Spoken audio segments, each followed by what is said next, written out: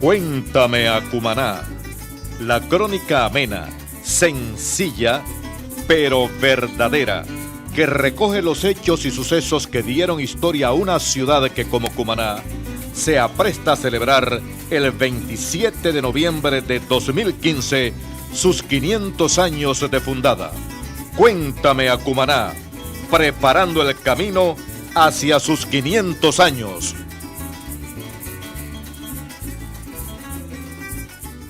Bienvenidos, amigas y amigos de Cumaná que siguen el programa Cuéntame Cumaná. Hoy contamos nuevamente con la presencia del arquitecto Ana Teresa Oropesa, quien nos ha dado una cátedra sobre las fortalezas que han sido construidas en Cumaná a través de su historia después del descubrimiento. Hemos visto que el castillo de Santa María de la Cabeza es una de las fortalezas más controversiales que hemos tenido durante la historia. No sabemos si fue primero que San Antonio, no sabemos si fue después. Lo que sabemos es que la doctora, la arquitecto Ana Teresa Oropesa, que hoy nos acompaña, ha hecho una investigación bastante seria y tiene algunas cosas interesantes que contarnos que nosotros, a pesar de tener el fuerte todos los días a nuestros ojos, a nuestra vista, no conocemos. Arquitecto, bienvenida. Muchas gracias. Santa María de la Cabeza. ¿Dónde está la entrada principal de Santa María de la Cabeza? Bueno, primero vamos a recordarle a los oyentes que es una fortificación permanente abaluartada, que lo habíamos explicado ya en otro programa. Es una fortificación... El nombre técnico. Es el nombre técnico. De la estructura. Lleva un baluarte, es una estructura regular, a diferencia de Araya, que es irregular, como había explicado ya en el programa anterior. Entonces, Santa María de la Cabeza fue construido en entre 1669 y 1671. Lo construyó el gobernador Sancho Fernando de Angulo. La entrada a Santa María de la Cabeza, aquí podemos ver en el Podemos ver plano, las imágenes que tenemos allí, que trajo la siguiente, por favor. Okay. Ajá. Este es el primer plano que conocemos que hasta ahora se ha encontrado de Santa María de la Cabeza. Es un plano de 1682 que envía el gobernador Padilla y Guardiola y fue construido por Sancho Fernández de Angulo. Aquí podemos ver que alrededor del castillo Santa María de la Cabeza existía un foso que tenía un puente levadizo y tenía sus baluartes, ¿no? Con, por supuesto, su casa, su resguardo en el centro. Había una construcción encima. Sí, había una construcción encima. Según este plano, nos explica que están perfectamente identificadas las coordenadas geográficas, se puede ver el norte, el sur, el este y el oeste, y aquí podemos ver una pequeña imagen que dice que es San Francisco. Entonces, a través de este plano... El convento de San Francisco a la derecha del plano. Sí, aquí podemos ver en este escrito que trae el mismo plano que dice que se rebajó el cerro para poder tener vista hacia el convento de San Francisco y así poder defender el convento. Es decir, lo que hoy conocemos como Quetepe. Es correcto. Esa zona toda se terració para poder tener ellos vista y practicar la defensa hacia esa zona, pues hacia el barrio San Francisco. Podemos pasar la siguiente imagen, por favor. Ahí estamos, bueno. Ok, esta imagen la quise traer, este texto, porque esto es parte de la relación de los servicios técnicos y profesionales que Sancho Fernández de Angulo hace en a lo largo de todos sus servicios de la corona española. ¿Este es un informe que pasa al siguiente gobernador?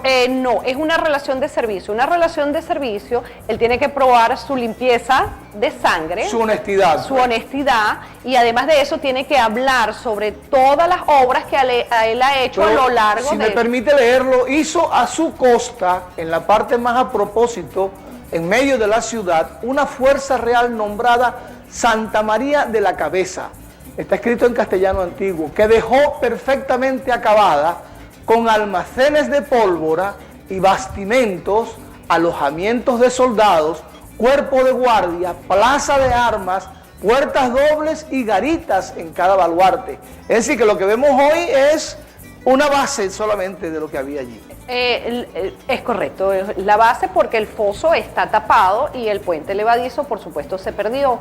Lo importante de esto es que realmente esta relación de servicio demuestra que Sancho Fernández de Angulo es el constructor de ese fuerte.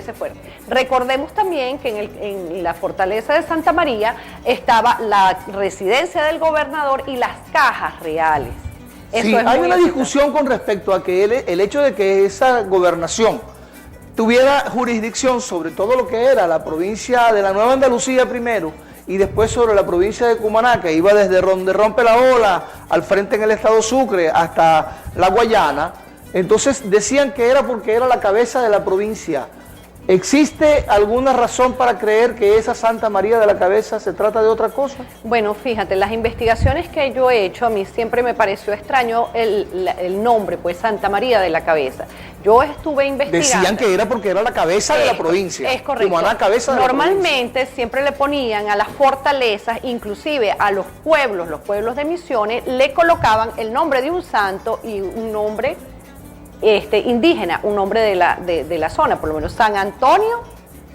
Sí, de Capayacuar, por ejemplo, de Capayacuar, por ejemplo. San Francisco de Guayarecuar, por ejemplo. En el caso de Araya también, pues tenía el nombre del gobernador que construyó eso, ¿verdad? Y además tenía, pues, de Santiago de Arroyo. Pero ¿no? Entonces esto no se llamaba de la Cabeza. Bueno, fíjate tú que las investigaciones que yo he hecho me llevó hasta el cronista de Andújar con el que tuve contacto, porque precisamente en ese fervor religioso yo decía, bueno, tiene que haber alguna virgen que se llama de la Cabeza, y efectivamente conseguí que hay dos vírgenes, una que es Santa María de la Cabeza, que era la esposa de San Isidro Labrador, y la Virgen de la Cabeza. Resulta que Sancho Fernández de Angulo nació en un pueblo que se llama Cazorla, que es muy cerca, es de la provincia de Andújar. Y por las características, lo que yo pude hablar con el cronista, él me dice que ese señor era de ese pueblo y que seguramente era